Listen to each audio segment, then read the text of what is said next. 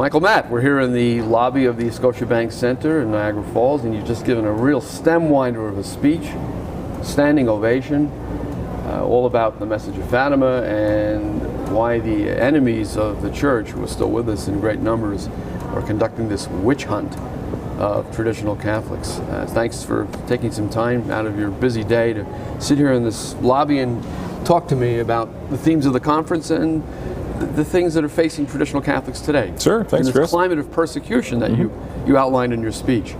You had some particular venom, and rightly so, toward the largest group of witch hunters in the United States, the amazingly well-funded and well-connected Southern Poverty Law Center. What's with these people? What do you think they're up to? Well, Chris, the first thing that I want to say about them is they claim to be far left. They are far left. They claim to be liberal. They're anything but liberal. I mean, really, what they're about is, as far as I can tell, is stifling speech. They're not, in any sense, about having free and open discourse, and that frightens me because that seems to me to harken back to pretty scary ideas like National Socialism and Stalinism and so forth. They seem to be engaging in sort of an Americanized version of that, where they say things about people that they want to marginalize. They don't come to those people and say, could we have a dialogue? Could we have a discussion? Can we find out what you really think?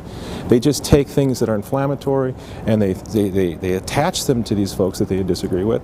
And then the problem is, I fear that they're actually quite successful because of the fact that in our country and throughout the world, people have been sufficiently dumbed down, not only theologically, but with respect to history, even recent history, even the history of the last 50, 60 years, what happened in Europe under Nazism and so forth.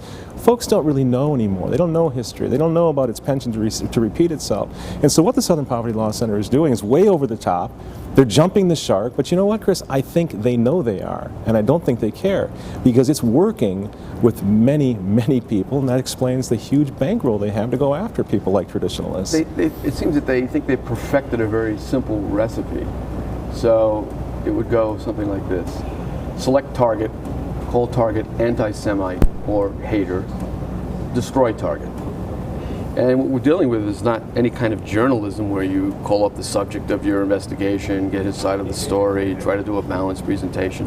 No, they simply troll the internet, look for people to hate, quote unquote, search through that person's writings for a scare quote or two, take it out of context, put together a pastiche of scare quotes and say, this person's a hater. Sure. Oh, let's put them on the hate map. Sure. And what I've said about this group is, and groups like it, they need hate. They need people who they can call haters, because that's their inventory. No, that's exactly They need an inventory of people they can call haters. Yeah. No, that's exactly right. And I got to tell you, I mean, I know you were targeted and I've been targeted. I've got 7 children at home, Chris. This is not a laughing matter. Little kids that we're raising. And we saw what happened with the Family Research Council, where some crazed person operating on information that he had received from the Southern Poverty Law Center's own website, including the location of Tony Perkins' organization, he went in there and started spraying lead out of a 9mm handgun, Chris. So when I think it would be short-sighted of us to say, well, we're not threatened by the Southern. We are threatened by the Southern Poverty Law Center. My wife spent a lot of anxious nights after we were targeted as a hate group. I, of course, as you know, am a leader of a hate group in Forest Lake, Minnesota. Well, I write for the leader of a hate group. Yeah. I write for the anti-Semitic publication. That's right. Why is it anti-Semitic? Well, there's no evidence for the charge, and if anything, you've gone out of your way to deal with such things as Holocaust revisionism. Sure. And Bishop Williamson, the bête noire supreme of the witch hunters, ended up being expelled from the Society of St. Pius X. No, that's right. So what does that say about the threat posed by so-called radical traditionalists? Yeah, the Pius X Society is a great example. They say the Society of St. Pius X, now like Father Gruner, they're haters, they're anti-Semites and so forth. I don't think they realized when they first said this that Archbishop Marcel Lefebvre, the founder of the Society of St. Pius X, his own father was killed in a concentration camp during World War II. This is why I think it's malicious. This is why I think it's a witch hunt. They don't want to find out the facts or the truth. They're not interested in dialogue. They're interested in defamation. They're interested in taking a little set narrative that they have. And Chris, I don't think the narrative has anything to do with us. I don't for a second believe that Heidi Beirich or Rhonda Brownstein or Morris Dees himself of the Southern Poverty Law Center believe that I'm a threat. or that I'm an anti-Semite. They absolutely don't believe it. Well, of course not. So how do you defend yourself against a charge that the person leveling the charge doesn't even believe? They don't believe it. But what they do want to do is they want to take my face and my magazine because I'm a tradition-minded Catholic. First of all, they start with the premise that for 1,965 years, the Catholic Church was anti-Semitic. And it was because of the Catholic Church that you have people like Joseph Stalin, Pol Pot, Adolf Hitler. That's what they want their dumbed-down fans to believe. The Catholic Church is a massive hate group. Absolutely. And so when we come along as tradition-minded Catholics, they want to say that essentially we represent that hateful Catholic Church. And so they project our faces on the real target, which is the Catholic Church, which is the teachings of the Catholic Church, the history of the Catholic Church, the dogma, the liturgy, the whole bit. This is a war against Christ's Church. It's against the mystical body of Christ, period. But specifically the Catholic Church is what they're trying to attack. And the folks that defend the traditions of the Catholic Church, probably most outspokenly nowadays, are traditional Catholics. And so we are the target. It has nothing to do with hate. It's always been that way, hasn't it? The world knows, with the cunning of the devil himself, that there really is only one religion worth worrying about, and it's the Roman Catholic religion.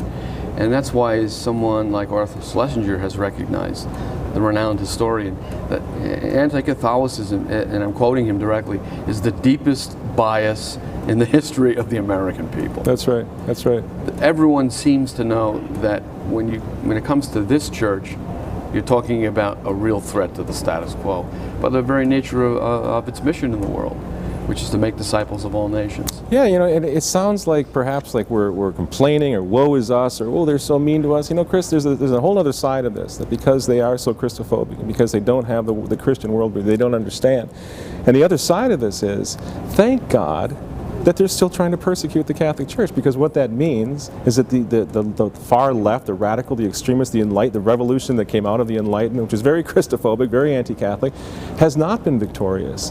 I mean, Hilaire Belloc mentions this, that we will know of the advance of the faith, and morning has come, and the revolution is failing when persecution starts up again. So it's really ironic that somebody like the Southern Poverty Law Center, who obviously is all about trying to persecute one way or another Catholics, is fulfilling a sort of prophecy that ultimately Christ will triumph. The Catholic Church the gates of hell will never prevail against the Church, which I think is interesting. So these are interesting times.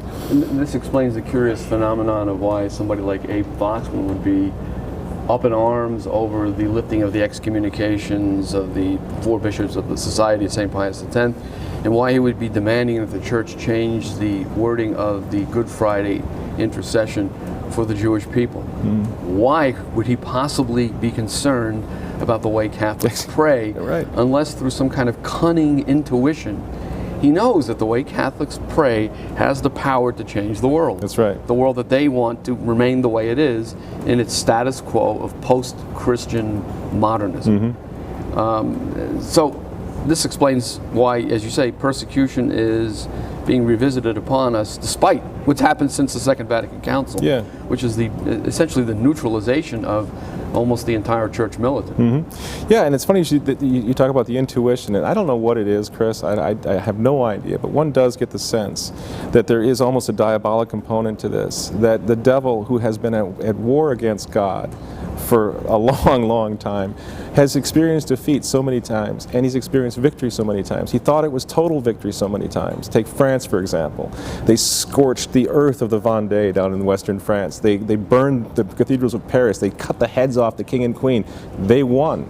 So I think that the devil, the forces of hell, have seen what appeared to be a total victory against Christ's Church so many times. And what happens in France, for example, after they lop the heads off the king and the queen of France, but you have this beautiful, empowering, powerful flowering of the faith. Saint Therese of Lisieux, for example, the Curie of Ars, all these magnificent saints sort of rise up like the phoenix, the Catholic phoenixes, if you will, out of the ashes that the revolution had brought about. And I think there's a certain sense of, you say intuition, but there is this sort of demonic understanding that the Catholic Church will never go away. And that's why we are getting into a very Orwellian sort of thought police, that they're worried about what we're thinking, what we're believing, because they know how easily the Catholic faith could begin to transform the world all over again. And the infrastructure, as you know, is all throughout the world still. If the faith comes back, the Catholic Church will become the powerhouse that it once was almost overnight, if people begin to believe again. This explains the sense of terror you see rising up in the media over such things as the Latin Mass restoration, the lifting of the excommunication of the bishops of the Society of St. Pius X, or indeed any remotely militant remark by any Catholic prelate on any subject. Any subject. The ever vigilant mass media is looking for any sign of a revival of the church militant. That's right. That's what they fear, and that's what I think accounts for the attack on this conference. As you said during your talk, why does anybody care about Father Nicholas Gruner and his little apostolate about the flying lady and angels? It's just what accounts for this obsessive preoccupation with it? From a human or secular point of view, it's laughable. Yeah. It doesn't make any sense. I mean, this is like an SNL bit. This little priest running around talking about flying ladies and angels and messages from heaven. Yeah. If there's nothing to Father Gruner, what one should do with Father Gruner is ignore him. You don't dignify what they would consider to be absurd, right? You don't dignify that with a full broadside attack against the man. So what's going on here?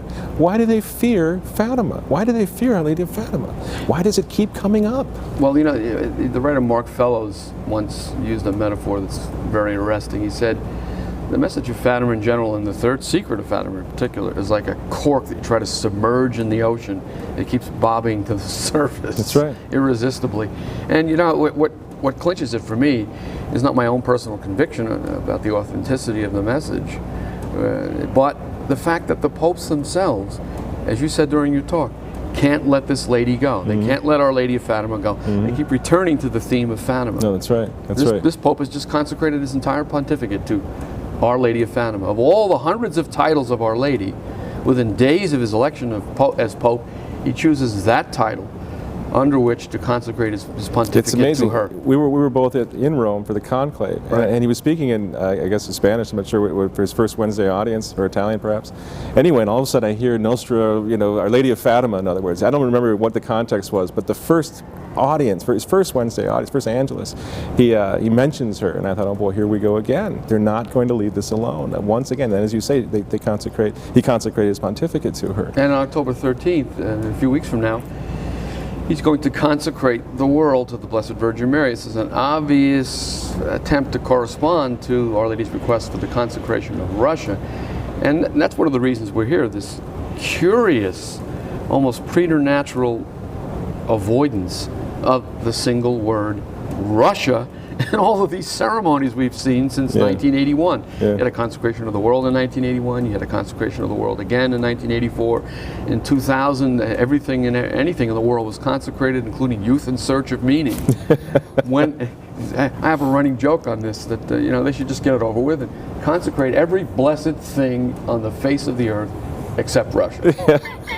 Have a big ceremony with the Pope and all the bishops. We hereby consecrate everything in the world but Russia. Yeah.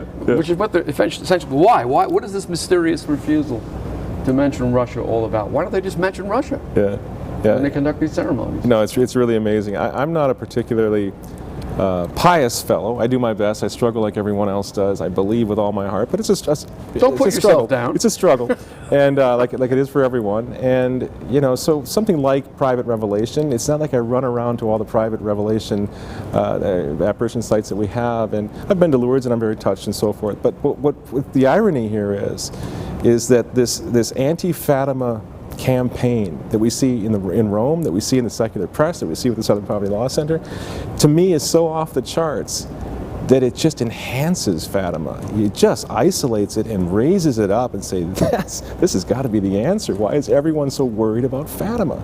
Yeah, it is remarkable that this message, which they try to reduce to a private revelation, persists through pontificate after pontificate. But this whole idea that it's a private revelation, even the Vatican commentary on the message of Fatima said we must distinguish between public and private revelations, and private revelations are meant for the benefit of those who receive them. Really? What about this one? Yeah. Our Lady comes to earth at Fatima and makes a series of predictions. She says World War I will end. A worse war will begin after a strange night, light in the night sky, during the reign of Pius XI, whom she identifies by name. If my request for the consecration of Russia is not granted, Russia will spread its errors throughout the world, raising up wars and persecutions of the Church. The good will suffer, as will the Holy Father. There'll be martyrdom, famine, persecution, and so forth. And ultimately, if her request is not granted, various nations will be annihilated. This is a private revelation. Right. She didn't tell the three seers to consecrate Russia. She told the Pope and the bishops to do so. And This was a message meant for all of humanity as well as the Church. And this is after 70,000 people witnessed the miracle of the sun. Not And even exactly Warner Brothers made a private. movie about it. Right, it's not too terribly private at that point. And this is why Antonio Socci, the great Italian commentator and writer and thinker, said that Fatima stands in a category by itself. It's somewhere between the revelation that concluded with the Gospel of John and a merely private revelation. It's in a middle ground. Sure. It's, as the lawyers say, sui generis. It's in a class by itself because its content is not directed to the seers alone. They were merely told to communicate it to the Pope, the hierarchy, and humanity at large. Yeah. And that's what we're here about today at this conference. Yeah, it's amazing. I mean, think of all the other apparitions. There's not a single one that even comes close to the profile that Fatima has, and that's very strange. Lourdes is I think the second or third most popular pilgrimage destination in the world, but you don't see Lourdes being spoken of constantly in Rome like you do Fatima. It just keeps coming up, pontificate after pontificate, and there has to be a reason for that.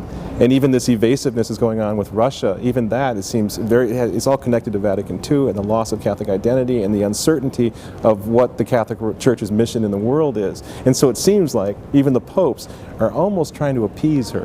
Well, we'll consecrate the world. We'll do this. We'll do that for you. We'll consecrate our whole pontificate to you, because they're so uncertain about this idea of Russia and the implications of what that might mean. You know? Yeah, I once spoke to a leading Fatima naysayer in Rome who writes for a publication with which you may be familiar. I believe it was founded by your cousin. Oh, right. Yes, I've heard of it. The good pictures. We were arguing about this curious avoidance of the word Russia, and he said in a huff, "Oh, what difference does it make whether you mention Russia?" And I replied, "Well, if it makes no difference, why haven't they mentioned Russia?" That's right. That's right. And I was met with stunned silence. He had no answer. Yeah. Well, the answer is clearly that those who do not want Russia to be mentioned might well be afraid that it would work. Yeah. That Russia would be converted. Yeah. It's the same with with our Lord appearing to in Père le Monial with respect to the consecration of France to the Sacred Heart. I don't know why our Lord requested that of Margaret Mary, St. Margaret Mary, but he did. And until Louis XVI consecrated France to the Sacred Heart, France had no hope. So we really don't have questions. It's like in the military. You don't question why the commanding officer has made the order. It's really you can't even go down that road. Let's wrap this up with a return to the theme of your talk, that we are in fact in a time of persecution, and that even though the Church has been largely neutralized since Vatican II, wherever there are signs of life in the Church militant, the witch hunt is on. And your speech gave one compelling example after another about this threat that should be taken very seriously. It's easy to dismiss it and say, oh, they're just blowhards, no one really takes them seriously. But as you pointed out, they are taken seriously in the right places, Sure. and that's a threat to us. Sure. No, I think you, on behalf of a number of traditions, I think you yourself filed the Freedom of Information request, right? In which you tried to find out what exactly they are doing with this information. Where is this so-called hate map, and people like myself, listed as hate leaders? Where is this information? How's it being processed? Where is it being used? And you found out through this request, it's being sent to sheriff's offices, law enforcement agencies all around the country. The Department of Defense has it, the Army has it. We've seen this again and again in the media, where it surfaces. Even the TSA, where ultimately they'd like to see people who identify with tradition-minded Catholicism be grounded, not be allowed to leave the country, or who knows. So you're right, they are influential in the right places. And don't forget, especially now with the secular government that we have in America, it's no longer a Christian government going on under Barack Obama. They are wide open, I'm talking about the government, the White House, wide open and receptive to this witch hunt against all things Christian that the Southern Poverty Law Center is spearheading. So the two of them go together like this, and yeah, we better watch out. We better make sure that we understand and that we present our position very clearly right now in the present climate, because they're going to pounce on any mistake that we might make rhetorically or rhetorically or any other way. Yeah, in the face of this, I think what the people in our movement need to keep in mind at all times is prudence. Yeah. There are ways to say things, and there are things that are just beyond the pale that shouldn't be said and have nothing to do with our cause. I'm particularly annoyed by the penchant of some people. It isn't just traditionalist Catholics, but the Alex Jones set, which includes Protestants and even non-believers, this addiction to sinister conspiracy theories. Yeah. The Italians have a word for it, dietrologia. Literally translated, it means behindology. That behind every event there's something else, and whatever that is, it's a sinister plot. And we've got to find out what it is, because no explanation is ever worthy of credence on its face. There's always some conspiracy. Now, in many cases that might be true, but how are we going to be able to establish that, and why do we want to squander the credibility of the movement on conspiracy theories, the proof for which seems to consist in nothing but what one can find on the internet? Yeah, yeah. Well, in conspiracy, breathing as one, breathing together, I believe is the etymology of that word, or what that word means. So, of course, there are lots of folks who don't have the Christian worldview, who are working for their worldview. And the thing is that's frustrating in the climate in which we live, where we pride ourselves on being so tolerant and open-minded. Chris, it's just the opposite. We are closed-minded. We've become fascist. By we, I mean our society. And so you don't have those discussions that grown-ups used to be able to have about things like salvation and grace and God, and which religion is true. For heaven's sakes, one of them has to be true, and all the others are false. That's just it. Now, maybe it's the Catholic religion that's false. I'm willing to have that debate. Let's have it out. The point is, we're not allowed to have that out. We're only allowed to couch our religiosity, our spirituality, our religion, to talk of religion in sort of this demonic idea that all religions are right, which of course any child can see means they're all exclusive. There is no right. There's no true religion. And that's what we're permitted. It's true. We're not permitted to talk about the organized resistance to the church on the part of certain groups, because that's considered hate. Meanwhile, they can attack the church. It's open season on the church. You and I are haters. We're on a hate map. We hear endlessly about anti-Semitism. What about anti-Catholicism? That's right. What about Christophobia? We hear about radical traditionalist Catholics. Well, what about radical secular Jewish leaders like Abe Foxman? That's right. Whom even Orthodox rabbis repudiate. They find the man an embarrassment. No, that's right. And really, Chris, so this maybe is a good forum to point out the obvious. I mean, when you have somebody like Abe Foxman or Heidi Beirach agitating against the Catholic Church, agitating against the Catholic popes, Benedict, Pius XII did nothing for the Jews. It's just this constant attack against people that we revere. It's highly offensive, Chris, first of all. I can handle it. You can handle it. But there's always going to be somebody sitting in his mother's basement playing his computer or doing whatever who's going to hear this rhetoric, and he's going to start losing it, Chris. This is why that kind of rhetoric is dangerous when it comes from the right or the left. And one gets the impression that they're almost trying to force this guy in his mom's basement to start lashing out and doing stupid things like questioning the Holocaust, or just throwing anything he can think of back in their faces and becoming literally the anti-Semite that a guy like Abe Foxman is supposedly trying to guard against or warn against. What this sort of inflammatory and dangerous rhetoric does is creates the very thing ostensibly they're after, anti-Semitism. This is what Balak said in the book that you referred to, which the Southern Poverty Law Center has never gotten beyond the cover of. Yeah, right. You said it had an inflammatory, clearly anti-Semitic title. He wrote a book entitled The Jews, not to foment hatred of the Jews, but to discuss the proper approach to the relations between Christians and Jews in social order. And there has to be relations between the two groups, as there must be between all groups in society. It's a question of getting along with each other. And what he said was, the spokesman for the Jewish community disserve the Jewish community when they stifle all attempt to criticize social movements, social policies on the part of spokesmen who happen to be Jewish. Because when they do that, they create the very thing they profess to deplore, resentment toward Jewish people. That's right. And if the Southern Poverty Law Center or any of these various far leftist groups, if they want to find out what the traditional Catholic position is on something like Holocaust revisionism, which we abhor, or anti-Semitism, which we reject, the charge is offensive to us as Catholics and we reject it, of course we have a whole body of work. All they need to do is just come onto our website and read it. It's right there. And the fact that they won't, but they'd rather talk about the little guy in his basement who's firing off HTML that's anti-Semitic and no one knows his name, who cares who this guy is? Right. They want to consult him. To me, that's disingenuous, and it proves our point. It's It's a witch hunt. Because the official position of the traditional Catholic position is not hard to find, and it's well documented, and it's all over the place. Well, the real reason for the refusal to actually look at the material and disabuse themselves of the notion that we are haters is that, as I said earlier, they need haters. That's right. I mean, Norman Finkelstein in his book criticizing the industry that has been built up around the suffering of the Jewish people under Hitler made the point that's brilliantly obvious.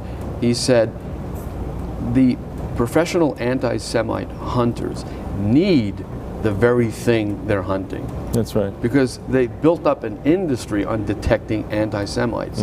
What happens when they run out of anti-Semites to detect?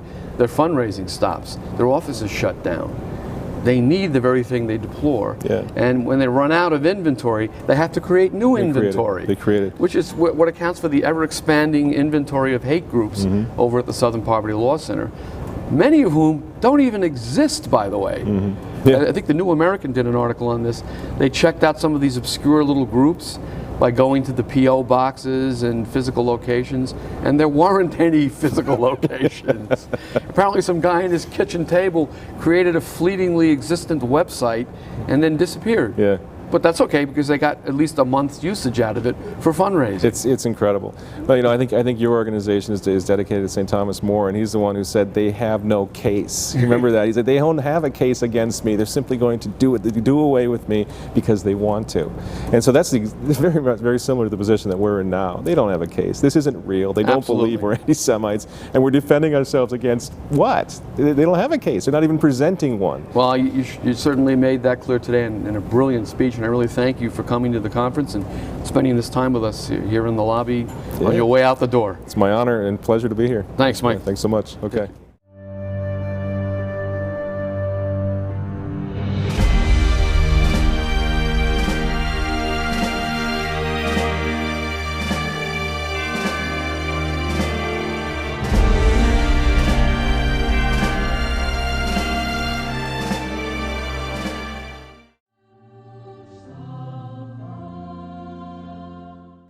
In the final vision on October 13, 1917, Our Lady silently held out the scapular, a gesture which indicates that she wants everyone to wear it.